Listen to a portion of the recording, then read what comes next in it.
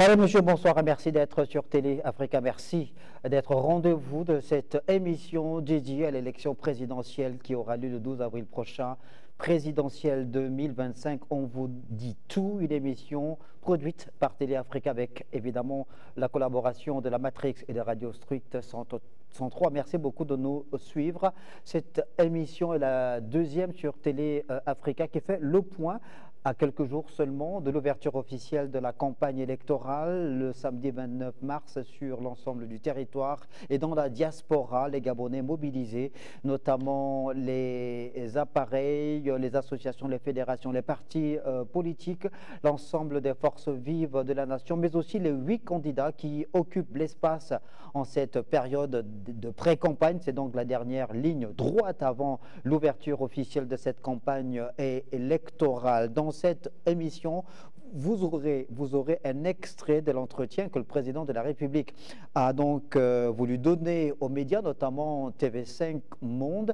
Vous aurez également le propos de Marc-Ulrich Malékou qui soutenait la candidature de Jean-Rémy Yama. Marc-Ulrich Malékou qui appelle au boycott de l'élection présidentielle du 12 avril prochain. Puis vous aurez aussi les consignes de vote qui ont été clairement exprimé par Albertine Manganga Moussavou, l'épouse du candidat Pierre Claver Manganga Moussavou, dont le dossier de candidature avait été rejeté par le ministère de l'Intérieur. Et puis, comme c'est le principe, l'une des séquences de cette émission, on ira à Lambaréné, capitale provinciale du Moyen-Ogooué, retrouver notre correspondant Yves Malik qui nous dira dans quelle atmosphère est-ce qu'il y a frémissement sur le plan local en ce qui concerne donc la mobilisation autour de cette élection présidentielle. Pour en parler dans le menu détail, je reçois dans cette émission 3 invités. Je reçois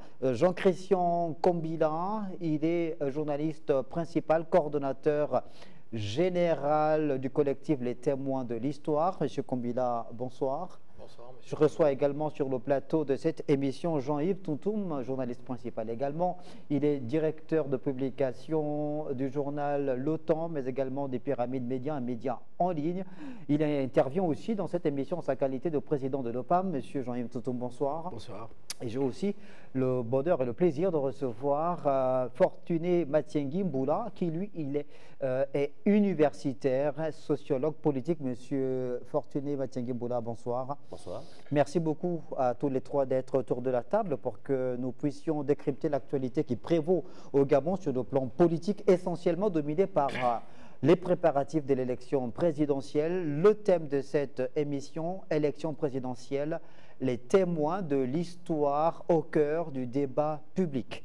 Jean-Christian Kombila, vous êtes donc le coordonnateur général de ce collectif qui réunit d'anciens journalistes, mais également des journalistes éloignés des salles des rédactions. Vous aviez donc fait votre première sortie il y a quelques jours à Libreville, capitale du Gabon. Une sortie qui a été diversement interprétée et appréciée, j'ai même envie de dire, qui a fait couler encre et salive, parce que d'aucuns se sont demandé pourquoi est-ce que des journalistes prenaient position dans un débat politique. Alors expliquez-nous, pourquoi est-ce que vous avez tenu à créer ce collectif? Pourquoi est-ce que les journalistes aujourd'hui estiment qu'ils ont eux aussi le droit de prendre part au débat public au Gabon? Écoutez, M. Pambo, je voudrais d'abord remercier Télé Africa de nous avoir conviés à ce débat pour pouvoir décrypter l'actualité politique. Maintenant, par rapport à la question que vous posez, oui, en effet, nous avons mis en place un collectif, un groupe de réflexion stratégique dénommé les Témoins de l'Histoire, qui est composé non pas d'anciens journalistes, mais de journalistes professionnels, cumulant une expérience de moins de 25 ans de pratique au minimum du métier, n'est-ce pas? Ce groupe de réflexion dénommé les Témoins de l'Histoire, comme je le disais tantôt, comprend en son sein des personnalités marquantes du secteur des médias au Gabon. Je pense par exemple au président d'honneur, qui est M. Jean Vono Essono, qui est ancien président du Conseil national de la communication et fondateur de la presse présidentielle au Gabon. Je pense à Paul Madiga Matiendi, qui est le président exécutif, qui lui est ancien directeur général de l'Union et ancien directeur général de la radio et de la télévision gabonaise. Jean-Claude Boulanga aussi a occupé les mêmes fonctions à la télévision nationale. Théophile Nzimekan, David Elaminsa et beaucoup d'autres encore. Antoinette Adossou. Antoinette Adossou, Brigitte Tanguy Diop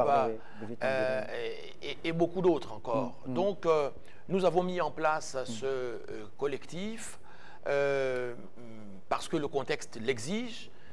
Notre pays traverse un moment inédit de son histoire politique où les compteurs vont être remis à zéro. Ils l'ont été d'ailleurs depuis le 30 août 2023 avec le coup de libération perpétré par les forces de sécurité et de défense regroupées au sein du comité de transition pour la restauration des institutions. Et donc nous avons cru devoir lancer un appel au président de la transition, chef de l'État, le général Brice Clotaire Oligui Nguema, afin qu'il soit candidat à cette élection présidentielle. Nous l'avons fait en toute âme et conscience parce que, témoins de l'histoire politique de notre pays, nous avons vécu toutes les élections présidentielles qui se sont déroulées dans notre pays depuis 1993. Nous avons vécu les grands moments de l'histoire politique de notre pays, à savoir la conférence nationale de 90 qui a ouvert la voie au multipartisme. Nous avons vécu les accords de Paris en 94, les accords d'Arambo en 2006. Nous avons vécu l'élection présidentielle de 98-2005 où nous avons joué un rôle actif. Nous avons connu aussi les élections de 2009 à la suite de la mort du président Bongo Ondimba. Ensuite, les élections de 2016, 2023 et aujourd'hui, nous allons vivre cette élection présidentielle de 2025. Donc, fort de l'expérience accumulée sur le terrain, nous avons pensé que, après avoir été des journalistes qui rendaient compte de l'actualité, le contexte inédit que traverse notre pays est tel que, fort de notre expérience, nous devons pouvoir donner à nos compatriotes, n'est-ce pas, en toute humilité, les clés de lecture de cette période historique que nous traversons, car cette élection qui va avoir lieu dans peu de temps est une élection inédite, d'abord par le nombre de candidats, par l'origine politique des candidats. Pour une fois, on va avoir des candidats qui ne sont pas issus des formations politiques traditionnelles. C'est un phénomène nouveau et inédit qui traduit, de notre point de vue, l'échec des partis politiques. On va y revenir. Notre pays, si vous permettez que je dise un mot rapidement, oui. Est à un tournant majeur de son histoire parce que nous constatons que le 30 août a permis d'éviter la division profonde de notre nation et l'après 30 août a permis, n'est-ce pas, une réinvention de l'unité par le président de la transition et par le CTRI à travers la reconstruction non seulement des institutions, mais aussi des infrastructures socio-économiques de base, mais surtout, n'est-ce pas, par la restauration de la liberté d'expression et donc de la liberté de la presse qui nous permet aujourd'hui de discuter ici aujourd'hui. Et nous pensons qu'en tant que témoins de l'histoire, nous ne devons pas attendre, n'est-ce pas, que la presse internationale vienne au Gabon pour pouvoir décrypter cette actualité. Nous devons être ceux-là même qui, à travers des canaux de communication comme Télé Africa ou comme les médias regroupés au sein de l'OPAM qui est partenaire des témoins de l'histoire dans cette aventure, ou encore la coordination nationale des radios privées, donc à travers ces différents canaux de communication, à travers ces différents vecteurs de communication, nous devons pouvoir donner les clés de lecture, n'est-ce pas, à nos compatriotes sur ce qu'est le Gabon nouveau et vers quelle orientation politique se dirige-t-on. Jean-Yves Tountoum, vous êtes journaliste, vous êtes patron, je l'ai dit, directeur de publication du journal L'Automne, Pyramide Média, patron de l'OPAM. Est-ce que vous comprenez un peu les critiques elles ont quand même été nombreuses sur les réseaux sociaux, notamment en ce qui concerne la sortie de ce collectif des témoins de l'histoire, ce regroupement de journalistes qui ont pris position et appellent à voter Brice Clotaire Oligui Nguema. Est-ce que vous ne craignez pas qu'il y ait une confusion qui s'installe parce que le journalisme que vous pratiquez depuis plusieurs années, que vous connaissez sur le bout de doigt, commande justement aux reporters, aux journalistes de pouvoir prendre de la distance avec l'objet sur lequel, qu'ils traitent au nom de l'éthique et de la déontologie. Qu'est-ce qui peut expliquer justement que des journalistes prennent cette posture? Bon, ce qui peut expliquer cela, c'est le moment exceptionnel, hein, je pense. Et c'est ce qu'ils ont signifié lors de leur sortie, parce que le Gabon va traverser un moment exceptionnel. On sort progressivement de la transition et on va organiser une élection capitale comme la présidentielle. Et des témoins de l'histoire qui se sont constitués, je pense qu'ils sont légitimes de se prononcer par rapport à cette élection-là et de prendre position. À première vue, pour un journaliste, on va dire que ce n'est pas normal parce qu'il faut l'objectivité, il faut la neutralité dans le traitement de l'information. C'est pour cela que d'ailleurs, il y a une commission d'égal accès aux médias. Et même nous, les médias privés, on nous dit de traiter l'information de manière objective, un peu neutre, on va dire. Mais les témoins de l'histoire, vous voyez, peut-être les journalistes en activité sont en back-office, mais ceux qui sont devant, ce sont des journalistes qui sont hors des rédactions, qui sont expérimentés, qui n'appartiennent à aucune rédaction. C'est déjà ça ce qu'il faut souligner, et c'est important de le dire ici, parce qu'il n'y a pas dans les témoins de l'histoire des gens qui sont dans des rédactions. Alors, Fortuné Mathiengui, en tant qu'universitaire, sociologue politique, doit-on faire le procès à des journalistes qui ne sont plus en activité au sein des rédactions de prendre position sur le terrain politique? Je vous remercie d'abord, M. Ange Pambosnela, de donner la parole et de me permettre de dire quelque chose sur un sujet qui n'est pas éloigné de mes préoccupations. Étant sociologue, on me demande toujours de prendre la distance par rapport à mon objet. Je crois que le journalisme n'échappe pas aussi à cette règle. Monsieur Jean-Yves Toutoum vient de le dire. Les journalistes qui ont posé cet acte ne sont pas dans les rédactions. Mais si on leur avait demandé d'aller dans les rédactions, essayer de traiter un fait social, je ne doute pas qu'ils auraient pris des pincettes, ils auraient essayé de prendre toutes les précautions pour avoir un rendu crédible scientifique. Or, là, ils ne sont pas en activité. Je les vois plutôt comme une sorte de syndicat, même si ce n'est pas le nom. Je m'explique. Le journalisme, et pour ne pas parler de la communication de façon générale, depuis 1990, a connu beaucoup de problèmes, comme tant d'autres secteurs. Ils ne le font pas de façon fortuite. Il y a des enjeux derrière. C'est aussi une manière de placer la communication, et notamment le journalisme, dans la nouvelle configuration qui est en train de se dessiner. Reconfiguration qui a commencé à partir du 30 août 2023. C'est une manière de faire signe, de dire attention, alors le journalisme qui est là, il y a des jeunes, mais il y a des anciens qui ont pris la retraite et peut-être qu'ils ne vivent même pas bien de leur retraite. C'est le moment aussi de penser à eux. Prendre position, c'est faire appel. Se secouer un chiffon, peut-être pas rouge, peut-être même blanc, pour dire, nous sommes là, tenez compte de la communication, tenez compte du journalisme, et nous sommes en politique. Écoutez, nous allons vous soutenir, nous allons apporter avec nous l'électorat que nous pouvons vous apporter, mais en retour, n'oubliez pas cette corporation. C'est comme ça que j'ai pu le lire. Mais je ne doute pas un seul instant que si on demandait à ces anciens qui ont été vraiment des braves personnes de traiter l'information actuelle dans des rédactions de manière objective, ils le feraient. Ils ont l'expérience. Ils le feraient. Donc, je peux comprendre qu'à distance, on puisse dire, mais pourquoi les journalistes prennent position? Il faut comprendre le contexte.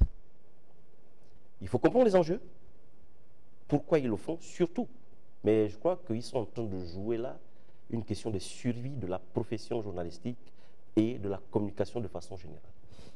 Jean-Christian Combilin, avant de revenir sur cet aspect lié justement à ces propositions que pourrait faire le collectif des témoins de l'histoire, donc de ces journalistes chevronnés dans la prise en compte des problématiques qui doivent nécessairement trouver des solutions pour l'amélioration des conditions de travail et de vie des hommes de médias au Gabon. Peut-être revenir évidemment sur le profil que vous représentez en tant que collectif réunissant des journalistes éloignés des salles de rédaction et attachés à la chose politique, quand même, pour rappeler que sous d'autres cieux, on a vu d'anciens journalistes embrasser des carrières politiques. Certains sont devenus présidents de la République, comme Mobutu Sese Seko, qui a fait du journalisme, qui est devenu président, comme Noël Mamère, qui a été un journaliste qui s'est reconverti à la politique sur le plan de la lutte pour la préservation de l'environnement et de l'écologie dans le monde, et plus proche de nous, comme l'ancien patron de Reporters sans frontières, qui a eu un mandat électif. Donc, ce n'est pas nouveau. Monsieur Pambo, vous faites bien de dire que ce n'est pas nouveau. En tout cas, les confrères et aînés qui sont au cœur, n'est-ce pas, de la création de ce groupe de réflexion sur la vie politique de notre pays à partir de nos diverses expériences, n'est-ce pas, sont essentiellement des journalistes politiques qui ont dirigé des salles de rédaction, qui ont animé de grands débats politiques, de la vie politique de notre pays, et qui ont donc la légitimité pour le faire. Mais, M. Pambo, oui, nous avons entendu ces critiques-là, mais ce sont des critiques que nous avons non pas balayées d'un revers de la main, mais que nous avons classées comme faisant partie d'une méconnaissance, n'est-ce pas, de l'histoire de la presse et des médias dans le monde. Vous voyez ici, M. Pambo, j'ai un document qui date de 1974 et que l'on peut trouver sur Google, donc sur la toile, qui montre bien qu'à un moment particulier, n'est-ce pas, de la vie politique de la France, qui nous sert d'exemple, en l'occurrence en 1974, lorsque la France a failli connaître sa première alternance démocratique, n'est-ce pas, 281 journalistes parisiens ont appelé à voter pour le candidat de la gauche. Pourquoi?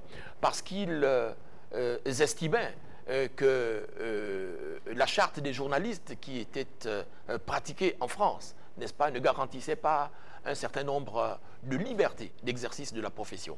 Ils ont donc pris position pour le candidat de la gauche, qui était François Mitterrand, et ont appelé, n'est-ce pas, les Français à voter pour ce candidat parce qu'ils pensaient que c'est lui seul qui pouvait, n'est-ce pas, permettre une évolution du système médiatique français, n'est-ce pas, pour pouvoir insérer le pluralisme. En 1981, lorsque la France a connu sa première alternance démocratique, n'est-ce pas, le syndicat des journalistes français est réuni à Toulouse, n'est-ce pas, a pris position, n'est-ce pas, de façon tout à fait massive et solennelle pour François Mitterrand. Pourquoi? Parce que la France devait connaître là sa première alternance démocratique, et ça a été vécu en 1981. Donc nous, journalistes d'expérience, n'est-ce pas, ayant traversé depuis 1990 les grands moments de l'histoire politique de notre pays, pensons que après l'avènement du Thierry à la tête de l'État, cette élection présidentielle qui va avoir lieu le 12 avril prochain donne là la possibilité à notre pays de connaître au fond sa première alternance démocratique. Parce que le président de la transition, qui est le candidat que nous soutenons, n'est-ce pas, pour lequel nous appelons tous les lecteurs de nos organes de presse, tous nos auditeurs, tous nos téléspectateurs et tous ceux qui soutiennent la liberté d'expression, donc à voter pour lui, n'est-ce pas, est le seul, n'est-ce pas, et qui peut garantir, n'est-ce pas, ce pluralisme des médias dans les médias publics, qui peut garantir une transformation significative, n'est-ce pas, des conditions de vie de nos jeunes confrères. Nous l'avons vu avec le relèvement substantiel de la subvention accordés à la presse. Et donc, nous sommes conscients des difficultés que traversent nos jeunes confrères, n'est-ce pas, des radios et de télévisions privées et qui ne sont pas éligibles à cette subvention. Et donc, nous prenons fait et cause pour ces derniers-là, pour que le président qui a commencé, n'est-ce pas, à transformer le secteur de la communication, n'est-ce pas, pense justement à étendre cette subvention aux radios privées et justement aux télévisions privées. Donc, ce que nous faisons ici dans notre pays, des voix légitimes l'ont fait en France aussi, lorsque la France a connu sa première alternance démocratique. Et nous pensons que l'élection du 12 avril doit permettre justement cette alternance démocratique pour que le candidat qui semble être l'adversaire du candidat que nous soutenons, qui lui est issu du PDG, n'est-ce pas, ne soit pas élu. Et donc, pour permettre cette alternance démocratique, seule l'élection du général Brice Clotaire Oligui Nguema à la tête de l'État peut pouvoir permettre justement l'avènement de cette alternance démocratique. Et c'est pour cela que nous, témoins de l'histoire, n'est-ce pas, avons pris position, n'est-ce pas, pour le soutenir. Et nous appelons donc tous ceux qui croient en la liberté d'expression, la liberté de la presse, de voter pour lui le 12 avril prochain. Jean-Yves Tountoum, alors lors de sa première sortie, le collectif des témoins de l'histoire a fait le bilan de la gouvernance du CTRI depuis le 4 septembre 2023, qui est en fait la date à laquelle Brice Clotaire Oligui Nguema entre officiellement en fonction avec sa prestation de serment. Donc un bilan jugé positif par ces journalistes qui estiment que l'action de Brice Clotaire Oligui Nguema serait positive au regard de son activité tous azimuts, qui serait profitable au Gabon. L'OPAM partage ce point de vue. Vous êtes en phase avec les témoins de l'histoire que le bilan du CTRI à la tête du Gabon depuis le 4 septembre 2023 est positif. Il n'y a pas que les témoins de l'histoire, il y a aussi l'OPAM, l'Organisation patronale des médias, Oui. et certainement d'autres organisations qui soutiennent cela. Et au-delà même des associations sur le plan national, il y a Reporters sans frontières qui a fait un classement. Vous voyez, il a fait un classement le 3 mai 2024 et a classé le Gabon 56e pays en termes de liberté de la presse. Sur 180 pays, on était 94e. Donc vous voyez bien que ce n'est même pas des journalistes gabonais qui ont fait ce classement-là, c'est une organisation comme Reporters sans frontières. Donc le travail que le président fait depuis la transition-là, les échos positifs vont au-delà des frontières gabonaises. Donc nous soutenons la position des témoins de l'histoire, parce que le président, Jean-Christian l'a expliqué tout à l'heure, il a évoqué la revalorisation de la subvention qui était déjà à 150 millions est revenue à 500 millions. On a vu au Gabon qu'il y avait une télévision qui était coincée à la présidence de la République depuis la chaîne 2. Aujourd'hui, cette télévision, son siège est presque fini, Gabon 24 devenu. Donc il y a des postes budgétaires qui ont été mis au bénéfice des fonctionnaires, des journalistes du secteur public. Donc, et puis, il y en a beaucoup de choses. Il y a une refonte du nouveau code de la communication. Peut-être que c'est une information que je vous donne.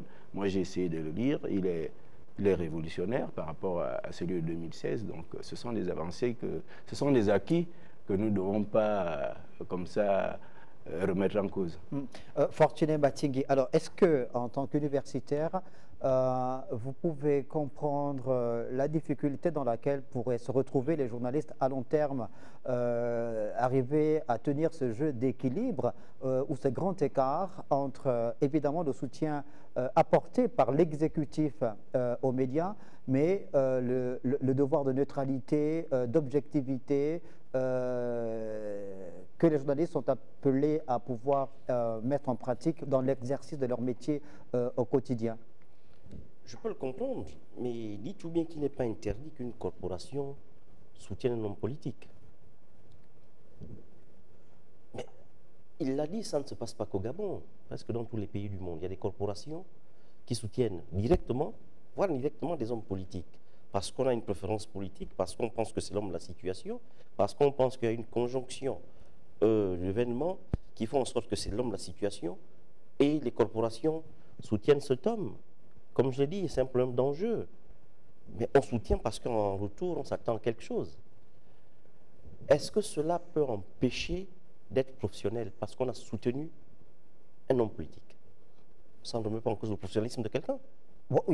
Pas du tout. Oui, il faut peut-être poser la question autrement. Est-ce que les tenants du pouvoir peuvent comprendre évidemment que des journalistes à qui ils apportent leur soutien, même dans les missions régaliennes de l'État, parce qu'il y a des médias privés, il y a des médias de service public, donc l'État a la responsabilité de pouvoir accompagner ces médias de service public-là. Est-ce que l'État peut comprendre que ces journalistes travaillant, ces fonctionnaires, travaillant dans les médias publics ont cette obligation d'être objectifs, d'être neutres, de mettre en relief une information équilibrée?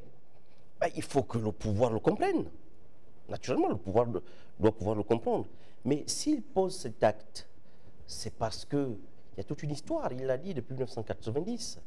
La communication, le journalisme, je veux même dire la communication politique, a été au cœur de la vie politique au Gabon. C'est-à-dire que la communication a été le porte-parole de la politique.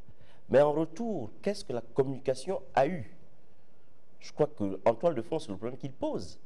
C'est peut-être une façon de dire au pouvoir politique, depuis 1990, nous pensons avoir bien fait notre travail, mais nous n'avons pas été rétribués à notre juste valeur.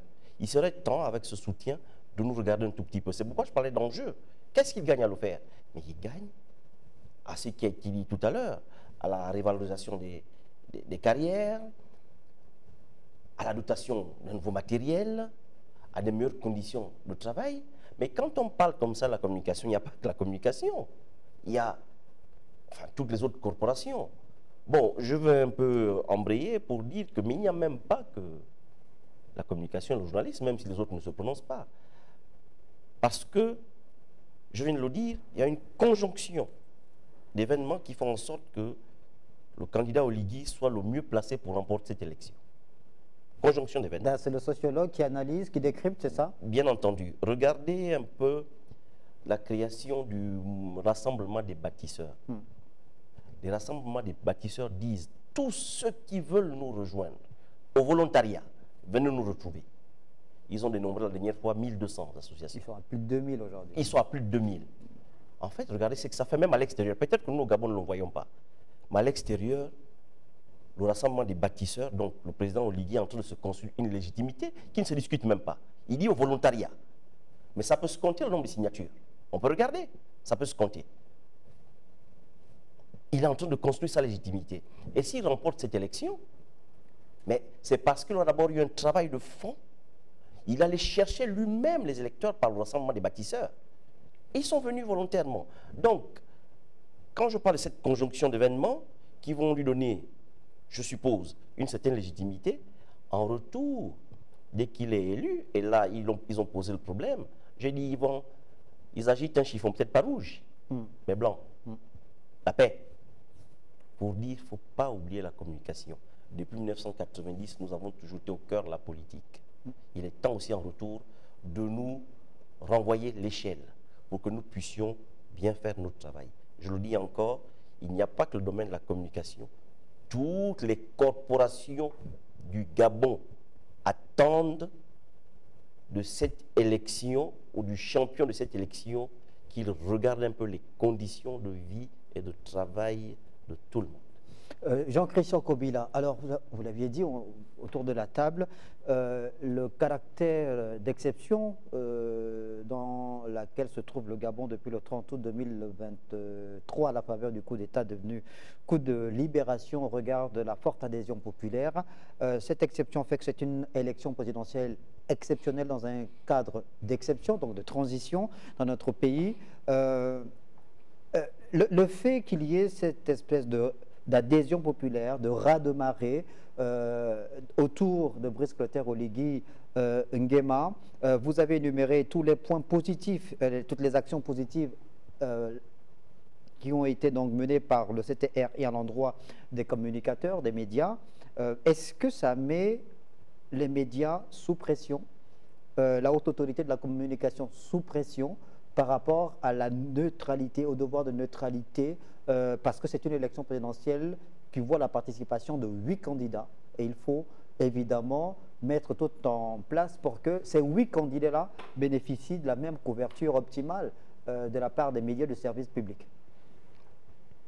Le contexte place inévitablement tout le monde, ou du moins chacun face à ses responsabilités. Et l'exceptionnalité de cette élection se comprend mieux lorsque l'on met en relation, n'est-ce pas, cette élection avec le processus démocratique historique de notre pays. Cette élection-là est unique. Elle est d'autant plus unique que que les précédentes élections, n'est-ce pas, ont vécu une couverture médiatique qui était propre à l'époque, plus ou moins frileuse dans laquelle vivait notre pays. Aujourd'hui, notre pays vit une ère de liberté extraordinaire. Et donc, pour mieux comprendre cette ère de liberté, n'est-ce pas, nous, témoins de l'histoire, pensons que nous devons comparer, n'est-ce pas, ce qui s'est fait jadis à ce qui se fait maintenant. Et l'un des problèmes de notre pays, et au sujet duquel les témoins de l'histoire peuvent parfaitement apporter leur contribution, n'est-ce pas, dans la résolution de celui-ci, et c'est la construction d'une mémoire historique. Notre pays a besoin de mémoire. On ne peut pas parler d'une élection exceptionnelle comme l'élection présidentielle qui arrive et ne pas, par exemple, vivre sur nos plateaux de télévision, n'est-ce pas, des émissions qui disent ce qu'ont été les dernières élections présidentielles. Il faut toujours comparer ce qui s'est fait jadis à ce qui se fait maintenant. Et donc, nous avons besoin de restaurer la mémoire. Et pour restaurer cette mémoire politique, n'est-ce pas, cette mémoire de construction de notre processus démocratique, n'est-ce pas, nous avons besoin de nous référer au passé. Et les témoins de l'histoire ont, de ce point de vue-là, un rôle important à jouer. Nous aurions, aujourd'hui, nous avons pu construire un groupe de réflexion élargi dans lequel figure l'organisation patronale des médias, figure la coordination nationale des radios privées, l'union des patrons de la presse indépendante du Gabon, mais aussi le CIPROCOM, la plus ancienne organisation, n'est-ce pas, des professionnels du secteur. Donc, ensemble, nous réfléchissons, ensemble, nous concertons et nous pensons justement que ceux qui arrivent, n'est-ce pas, dans notre pays et pour la première fois, ne doivent pas avoir le sentiment de venir comme sur une île. Non, il y a eu une histoire, il y a une histoire qui a été vécue, il y a des témoins qui peuvent la raconter. Et ces témoins-là, ce n'est pas seulement nous, les journalistes, mais il y a des figures politiques et historiques marquantes de notre pays. Mais il y a aussi, Jean-Christian Kombila, il y a aussi le factuel, évidemment. Il y a aussi le factuel. Le factuel, c'est l'élection présidentielle qui se profile à l'horizon.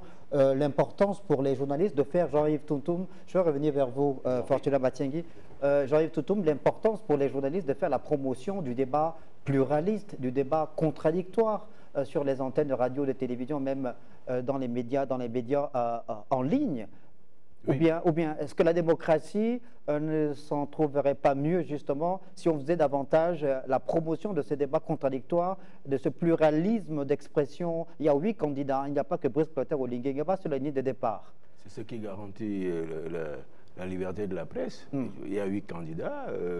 Normalement, chaque rédaction doit avoir les projets de ces 8 candidats pour traiter l'information de manière équitable, parce que, comme je le disais tout à l'heure, il n'y a pas que la commission d'accès aux télévisions publiques, aux médias publics. Nos médias publics, nous faisons le même travail, donc il n'y a pas une presse qui traite l'information différemment parce qu'elle est au public ou elle est au privé. Récemment, la semaine dernière, déjà ces derniers jours, nous assistons à certaines formations des journalistes liées à la couverture électorale. Organisée par la HAC et l'UNOCA. Organisée par l'UNOCA, la HAC, le PNUD, l'UNESCO. Il y a même le ministère qui a organisé aussi une journée de formation la semaine dernière. Donc tout ça, il n'y a pas de journalistes, c'est tout l'ensemble des journalistes qui étaient concernés. Et donc, pour faire quoi? Pour faire un travail de journaliste, pour nous ramener aux fondamentaux du journaliste, c'est-à-dire le traitement de l'information de manière équitable. Fortuna Batieguibou.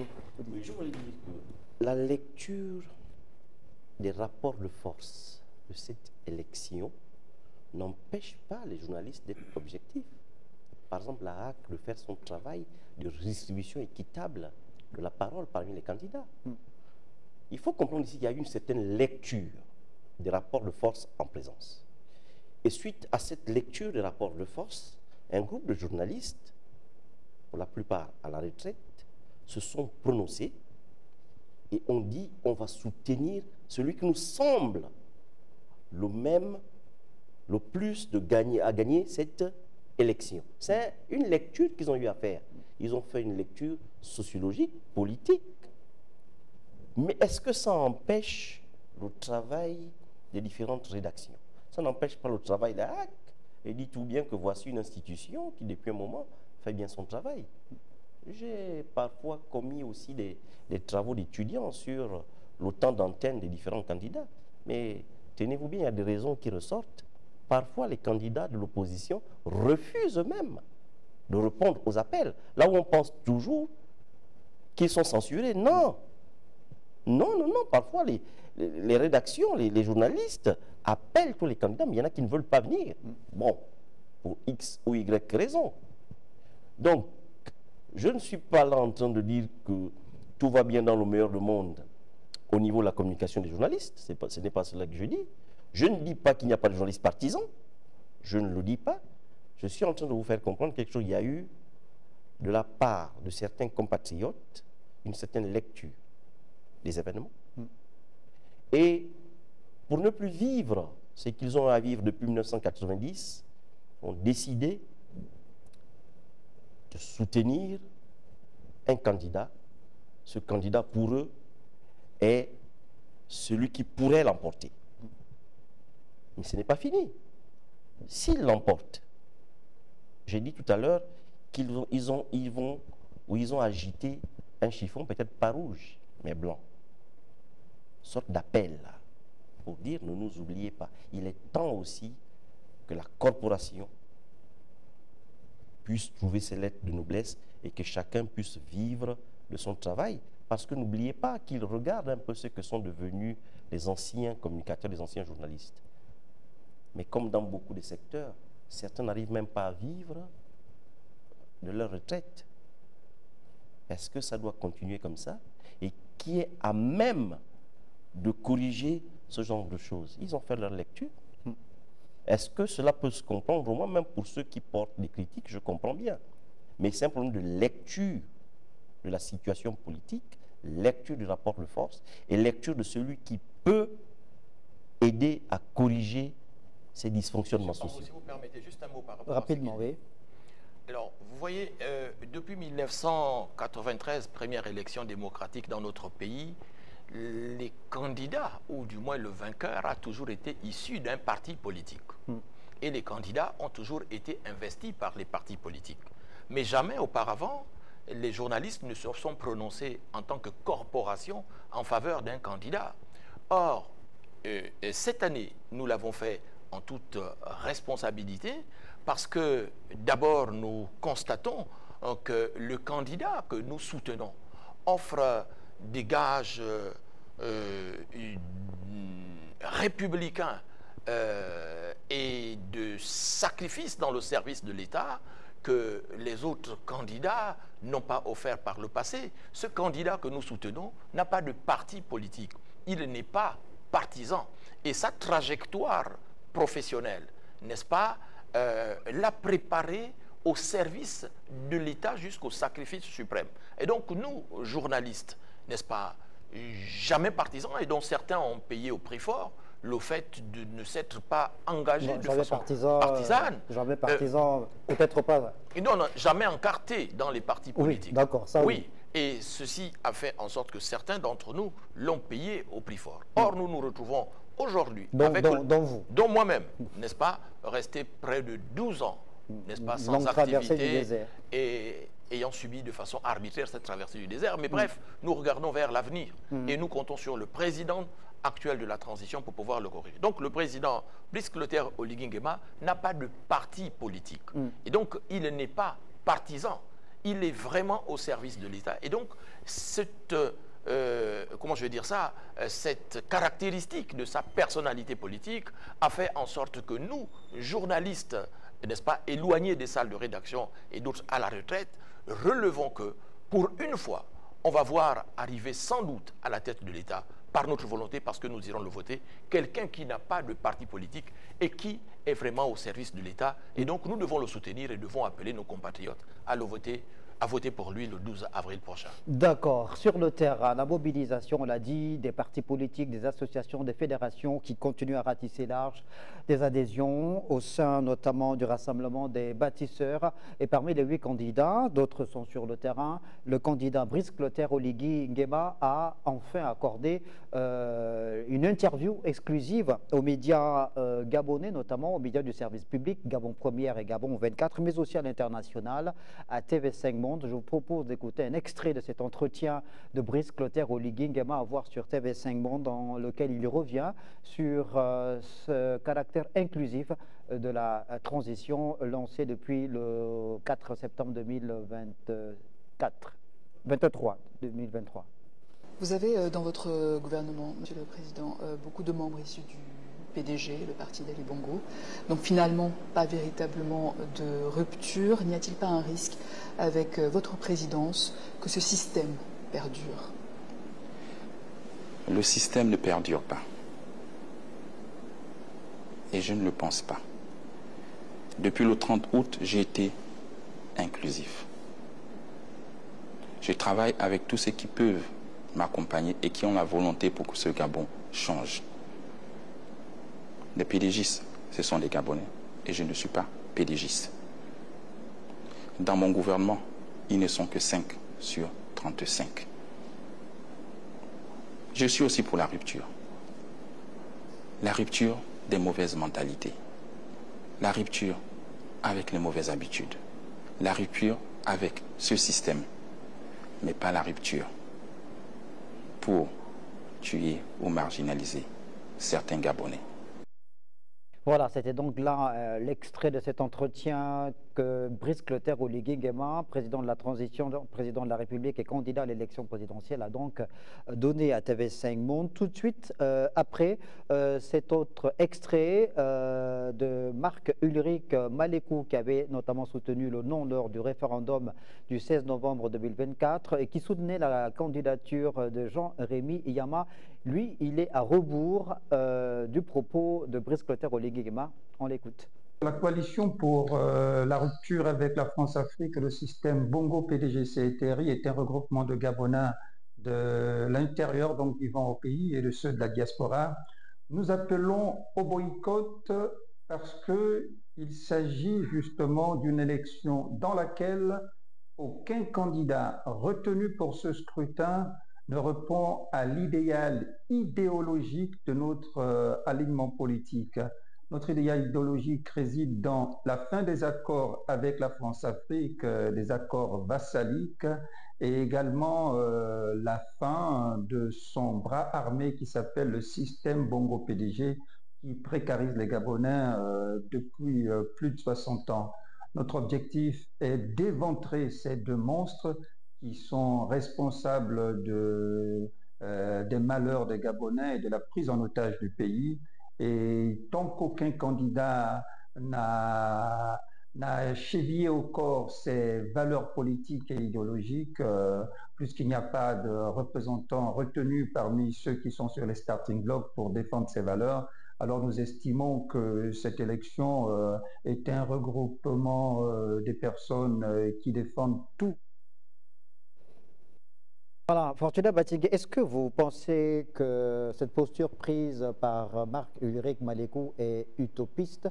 On a écouté Brice Clotaire Oligui-Nguema dans l'extrait de l'entretien accordé à TV5 Monde qui estime lui être dans la rupture, mais qui a mis en place une inclusivité en permettant à l'ensemble des forces vives de la nation d'apporter leur pierre à l'édifice dans la construction de ce Gabon en restauration. Quand Marc-Ulrich Malekou, lui, pense qu'il y a simplement une forme de reproduction d'un schéma désuet, d'un schéma mis en relief par l'ancien système. Vous savez, M. Ange Bambosnela, lorsqu'on fait de la politique, on peut commencer par l'idéologie. Il y a le panafricanisme qui est une idéologie. Et l'une des idées phares du panafricanisme, c'est de rompre avec les forces colonialistes ou néocolonialistes. Mais il y a plusieurs manières de rompre avec ces forces. L'AES a donné un exemple, ça a été frontal, bien sûr avec l'aide de la Russie. Je vais prendre cet exemple qui va peut-être choquer, mais le président Ali Bongo avait même commencé à demander à la France-Afrique de moins peser sur le Gabon. Lorsqu'il inscrit le Gabon dans le Commonwealth, c'est une manière de le faire, mais diplomatiquement. Lorsqu'il dit que les grumes doivent être transformés sur place, c'est une manière de rompre avec le lobby forestier français. Lorsqu'il demande à Total de payer une certaine taxe, ce qui ne se faisait pas, il est en train de le faire. Bien. Je pense que le président Oligui est allé en France, a rencontré le président Macron. Ils ont discuté. On n'a pas le contenu de leur discussion. Mais avec ce qu'il est en train de faire, on sent bien qu'il est en train de vouloir donner une certaine souveraineté au Gabon. Il passe par le bas. Ce n'est pas de manière idéologique. La souveraineté pétrolière, à Salah. Et là, il a promis de racheter une autre. Dont j'ai oublié le nom. Tullow Oil, je crois. Voilà, quelque chose comme ça. Ouais, merci. Oil, ouais. La souveraineté d'abord pétrolière, donc économique. Pour dire qu'il y a plusieurs façons de rompre avec les liens coloniaux ou néocoloniaux. Mais qui a envie à terme de demeurer dans ces liens? Personne. Mais tout dépend de la stratégie mise en place pour en sortir. Est-ce qu'il faut en sortir brutalement? Et comment on le fait? Comment on le fait? Est-ce que, je parle là des rapports de force, est-ce que les rapports de force font en sorte qu'on puisse en sortir brutalement? On peut se poser cette question. Et si on va frontalement, est-ce qu'on ne risque pas de subir plus que ça? C'est une façon de faire. Ou bien, il faut aller par la diplomatie. Mais là, tout dépend des intelligences, tout dépend des forces en présence. Mais toujours est-il que personne ne veut rester vassal, comme il le disait, ou esclave. Jean-Christophe Kombila, est-ce que cet appel au boycott de l'élection présidentielle du 12 avril prochain lancé par Marc-Ulrich Malekou peut prospérer selon vous? C'est un appel excessif. Excessif parce que Marc-Ulrich Malekou, pendant la période de pré-campagne, a donné le sentiment à certains compatriotes qu'il se présenterait à l'élection présidentielle.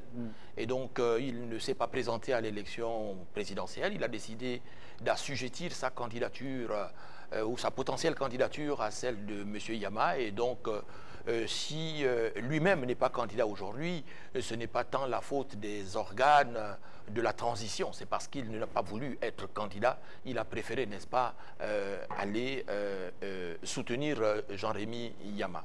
Donc, il ne peut s'en prendre qu'à lui-même. Maintenant, nous avons suivi l'interview du chef de l'État. Il y a deux choses que j'ai retenues dans cette interview du chef de l'État. La première met en relief le credo politique du président de la transition, le général Brice Clotaire Oligui-Nguema, à savoir l'inclusivité, avec ce souci permanent du chef de l'État de tirer le meilleur, n'est-ce pas, de chaque Gabonais, ainsi donc de tous les fils du pays, n'est-ce pas, soucieux de servir leur pays. Donc dont les pédégistes, n'est-ce pas? La seconde, c'est la lecture erronée, n'est-ce pas, des journalistes occidentaux qui pensent que dans notre pays, n'est-ce pas, le CTRI aurait mieux fait, n'est-ce pas, de faire la chasse aux sorcières pour créer, n'est-ce pas, un climat de confusion et d'insécurité dans le pays. Et de ce point de vue-là, leur lecture est fausse, car en effet, dans le PDG, comme dans tous les partis politiques de notre pays, il y a des dignes serviteurs de l'État, comme il peut y en avoir, n'est-ce pas, des pires. Et donc, quand on relève cette lecture erronée de cette consoeur, n'est-ce pas, de TV5, on comprend bien le rôle que nous, témoins de l'histoire, voulons jouer. C'est-à-dire que nous voulons donner des clés de lecture de la réalité sociopolitique de notre pays, non seulement aux médias gabonais, mais aussi aux médias internationaux qui arrivent dans notre pays et qui ne connaissent pas la réalité. C'est pour cette raison-là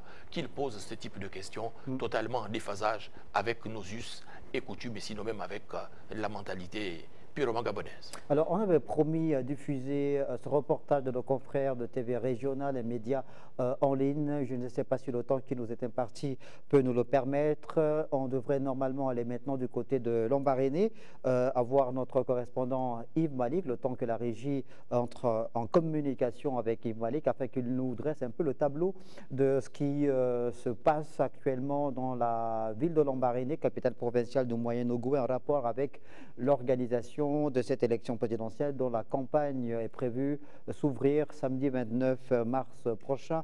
Jean-Yves Ntuntum, le président de la République donc, qui s'est exprimé dans les médias nationaux, deux chaînes de télévision nationales donc, Gabon Première et Gabon 24 sur TV5 Monde pour l'international. Le timing, selon le journaliste que vous êtes expérimenté, vous trouvez que le timing il est bon? Il est bon parce que tout le monde se posait des questions à quel moment et le président va s'exprimer dans la presse gabonaise. Et hier, on a eu la réponse. Et lui-même, il a d'abord justifié pourquoi il n'a pas parlé dans la presse, parce que selon lui, aucun média national ne l'a sollicité. Et en plus, il est sur le terrain, il ne peut pas passer assez de temps pour se répandre à la presse, ce qui est normal, vu le travail qu'il fait sur le terrain et les chantiers qui sont ouverts ici et là. Je pense que chaque président, lui en particulier, il a une façon de faire. Il a choisi, on va dire quoi, la rupture apaisée. La rupture apaisée qui fait que tous les Gabonais soient ensemble et construisent le pays. On va du côté de Lambaréné pour faire ce point avec notre correspondant local Yves Malik. Bonsoir, pardon. Bonsoir à tous. Merci beaucoup d'être dans cette émission présidentielle 2025. On vous dit tout. Alors, la campagne pour le compte de l'élection présidentielle du 12 avril prochain s'ouvre ce samedi 29 mars prochain, à quelques jours justement de l'ouverture officielle de la campagne électorale.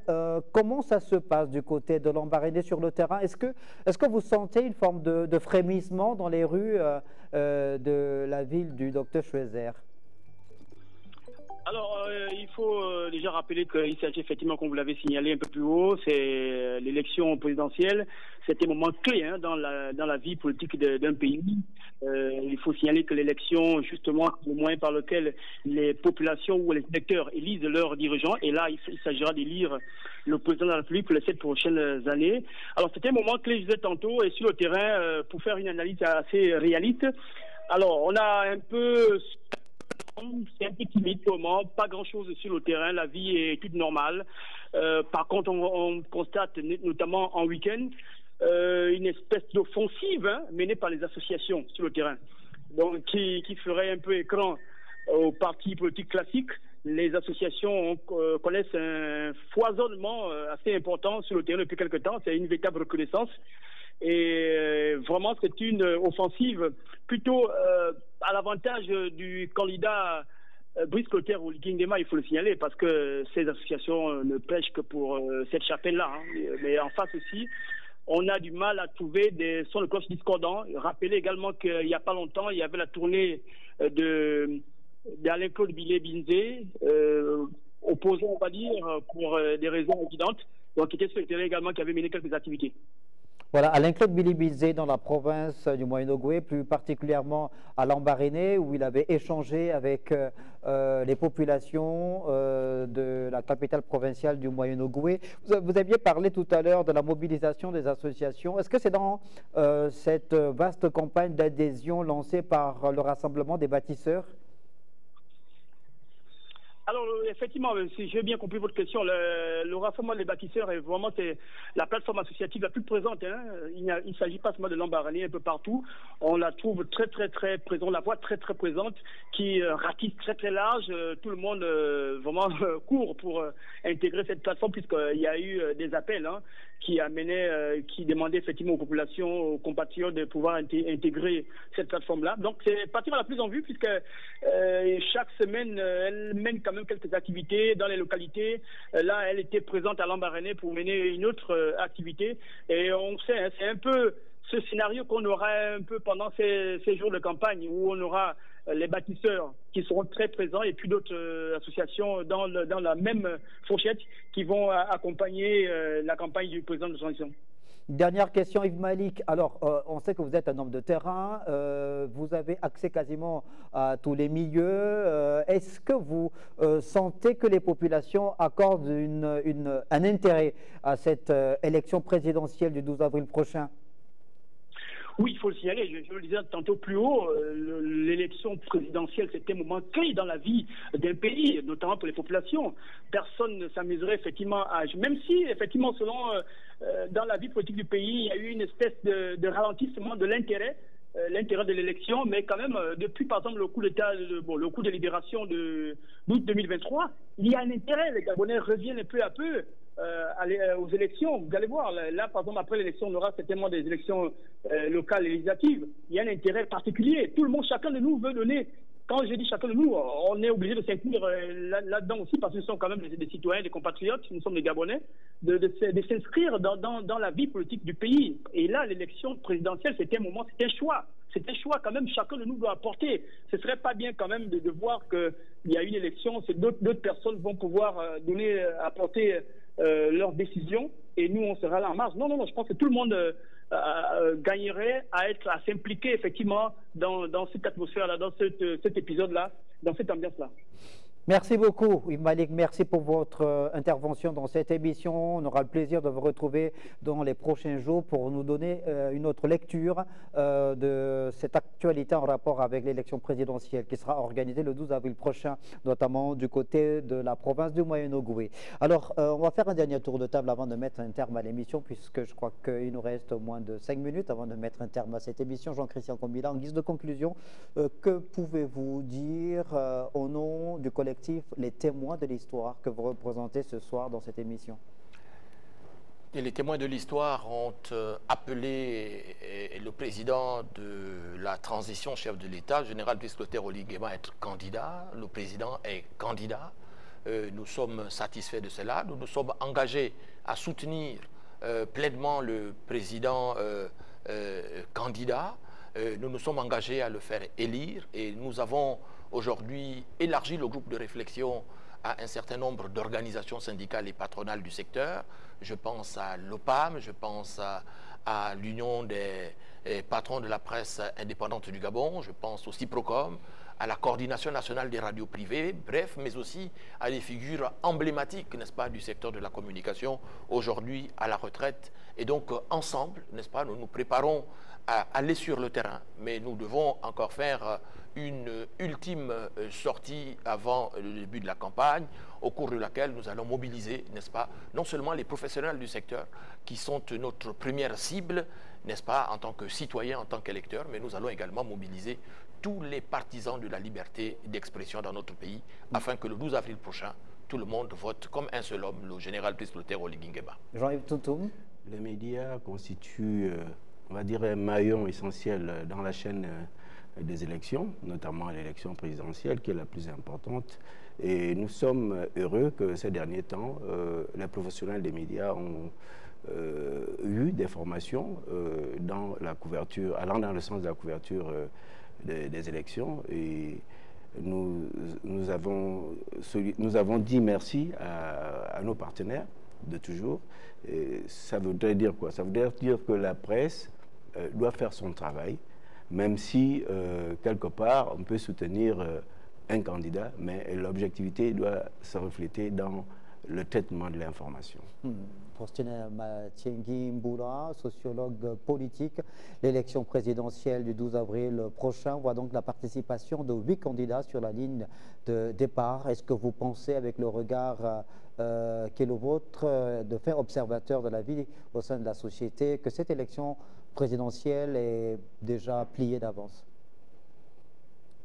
Je ne sais pas s'il est plié d'avance, je vais être prudent, mais je me rends compte que le rassemblement des bâtisseurs est en train de ratisser l'âge. Ce qui est important, c'est que tous les candidats soient traités de la même façon sur le plan médiatique. Mais que les médias, privés et publics, accordent leur chance à chaque candidat. Bien. Et il faut aussi dire que ce vote est un vote sur enjeu. Alors, chacun va lire ses enjeux et chacun verra qui peut combler ces enjeux. Et chacun se déterminera en fonction de cela. Nous sommes mais vraiment à un tournant de notre histoire politique. Et comme je le disais, il y a 8 candidats qui sont là, les rapports de force sont lus, et chacun se déterminera en fonction de ces rapports de force. Mais on ne peut pas jeter la pierre sur quelqu'un. On est libre de choisir qui on veut, mais l'essentiel, c'est qu'à la fin, on soit satisfait de son choix. Voilà, monsieur. Merci beaucoup. Merci beaucoup pour cette conclusion, Faustin Mathiengui Mboula. Vous êtes donc sociologue politique universitaire notamment. Je recevais aussi Jean-Christian Kombila, journaliste principal, coordonnateur général du collectif Les Témoins de l'Histoire, et Jean-Yves Ntuntum, patron de l'OPAM, président de l'OPAM, c'est bien ça, directeur de publication du journal Le Temps et de Pierre Avid Média. Merci de nous avoir regardés. On se retrouve ce 26 mars sur les antennes de Télé Africa et de la Matrix, votre web TV généraliste. Merci beaucoup de nous avoir regardés. Bonne suite des programmes.